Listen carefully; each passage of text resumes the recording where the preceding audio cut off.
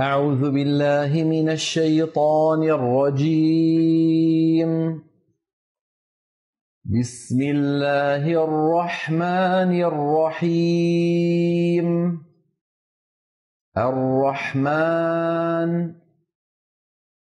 علم القرآن خلق الإنسان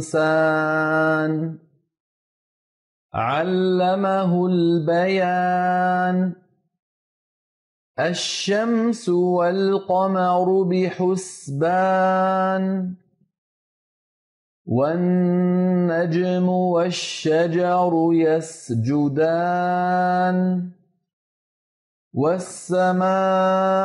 رفعها ووضع الميزان ألا تطغوا في الميزان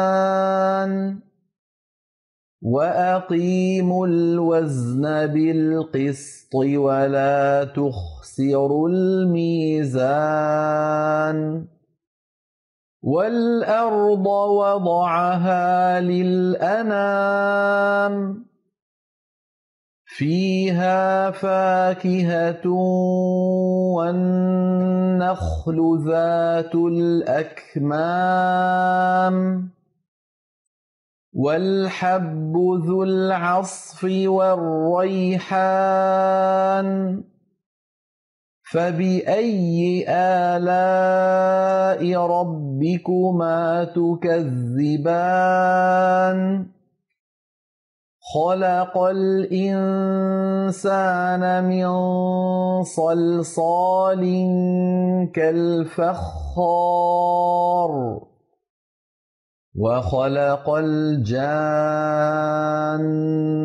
من مارج من نار فبأي آلاء ربكما تكذبان رب المشرقين ورب المغربين فبأي آلاء ربكما تكذبان مرج البحرين يلتقيان بينهما برزخ لا يبغيان فبأي آلاء ربكما تكذبان يخرج منهما اللؤلؤ والمرجان فبأي آلاء ربكما تكذبان وله الجوار المنشآت في البحر كالأعلام فبأي آلاء ربكما تكذبان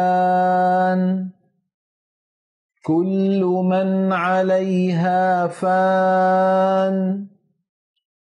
ويبقى وجه ربك ذو الجلال والإكرام فبأي آلاء ربكما تكذبان يسأله من في السماوات والأرض كل يوم هو في شأن فبأي آلاء ربكما تكذبان سنفرغ لكم أيها الثقلان فبأي آلاء ربكما تكذبان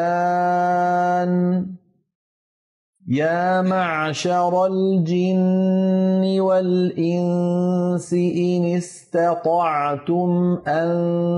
تنفذوا من أقطار السماوات والأرض فانفذوا لا تنفذون إلا بسلطان فبأي آلاء ربكما تكذبان يرسل عليكما شواظ من نار ونحاس فلا تنتصران فبأي آلاء ربكما تكذبان فإذا انشقت السماء فكانت وردة كالدهان فبأي آلاء ربكما تكذبان فيومئذ لا يسأل عن ذنبه إنس ولا جان فبأي آلاء ربكما تكذبان يعرف المجرمون بسيماهم فيؤخذ بالنواصي والأقدام فبأي آلاء ربكما تكذبان هذه جهنم التي يكذب بها المجرمون يطوفون بينها وبين حميم آن فبأي آلاء ربكما تكذبان ولمن خاف مقام ربه جنتان فبأي آلاء ربكما تكذبان ذواتا أفنان فبأي آلاء ربكما تكذبان فيهما عينان تجريان فبأي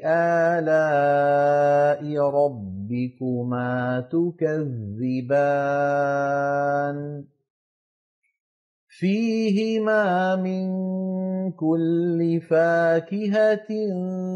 زوجان فبأي آلاء ربكما تكذبان متكئين على فرش بطائنها من استبرق وجنى الجنتين دان فبأي آلاء ربكما تكذبان فيهن قاصرات الطرف لم يطمثهن إنس قبلهم ولا جان فبأي آلاء ربكما تكذبان كأنهن الياقوت والمرجان فبأي آلاء ربكما تكذبان هل جزاء الإحسان إلا الإحسان فبأي آلاء ربكما تكذبان ومن دونهما جنتان فبأي آلاء ربكما تكذبان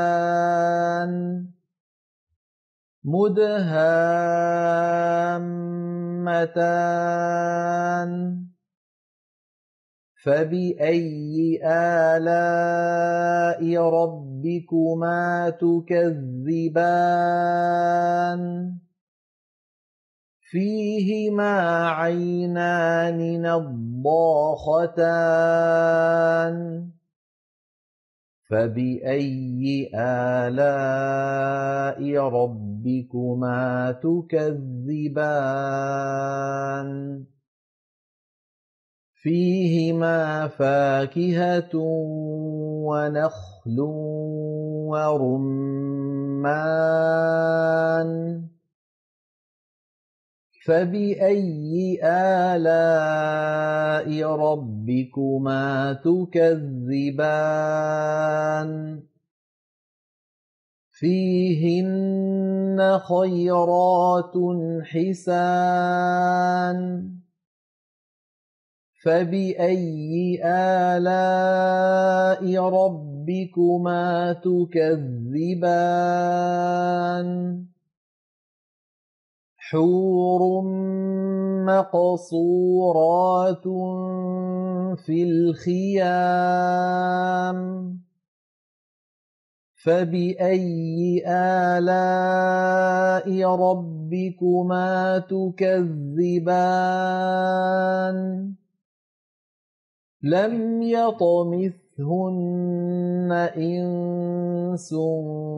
قبلهم ولا جان